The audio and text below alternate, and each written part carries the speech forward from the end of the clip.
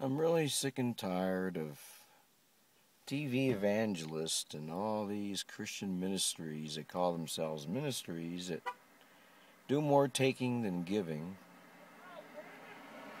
They are constantly pushing this and pushing that, saying this is right, live this way or live that way, and all kinds of crazy things. And yet no one can really know what the facts of one's life can be,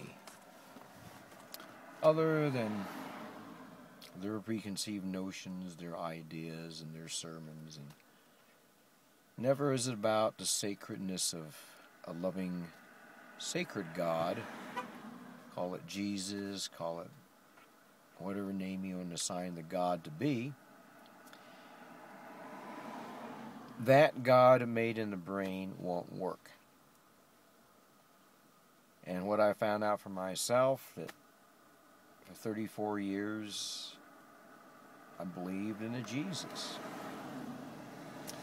Of course, I believed in a Jesus because someone said there was a Jesus. No, not really. I tell you why I believed in Jesus was on October 10th of 1971, I went to my bass player's house to get prayed for a second time, get the baptism in the Holy Casper, the Holy Ghost. I got distracted because this little old guy right there just started hunking right by me and just scared the living shit out of me. Of course, I'm still not sitting in my shit because I haven't shit yet. A little vulgar, I know.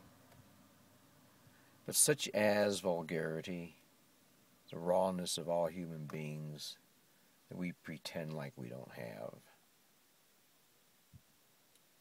Yet in all this,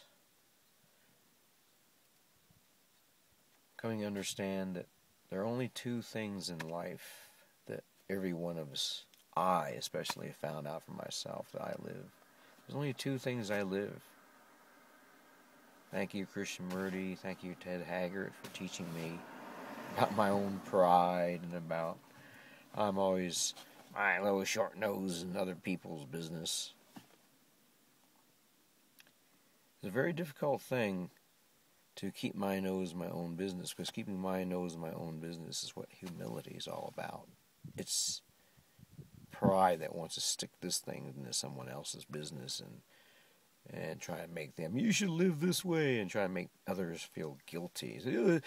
I know now I have to suffer because of you. My mom really liked that trick, the guilt trip.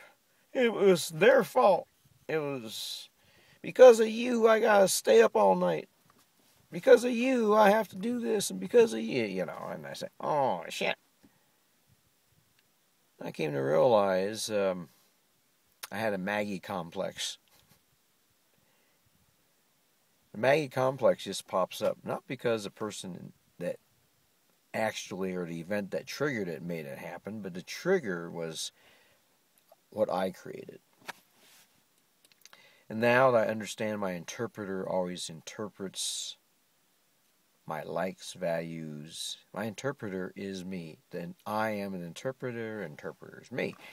And once I realize I am my own problem, I take responsibility for my life, to work out my salvation by myself.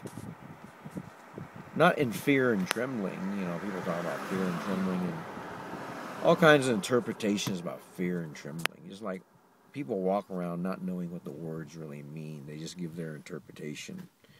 Next time when you see a person, ask them, what's the Webster's dictionary meaning of attitude? And they'll be scratching their head bald like me, and I need a haircut, by the way, it's going to go along, because ladies like to rub my head, you know, and I love my head rubbed, but shoot, you know, it embarrasses the shit out of me, because I really love it, but then I don't want to let them know I love it, right? The Chinese in me always conniving and deceiving. And if you know Chinese history, as I have studied a little bit of Chinese history, it sucks. Chinese people are cruel, wicked, cunning, And they're the people that, like my mother says, they'll put a dagger in your back and they'll twist it and smile in front of your face and says, how's that feel? Can I do some more? Are you dying yet? Die, motherfucker! I guess this is going to be a comedy piece. I thought it'd be a serious spiritual piece, but it turns out to be a comedy piece because spiritual people can't hear this because they'll get all fucked up in themselves and they'll fuck themselves over with their own interpretation and their own interpreter. And so the problem goes on until we wake up to who the real problem is. It's me, my thinker.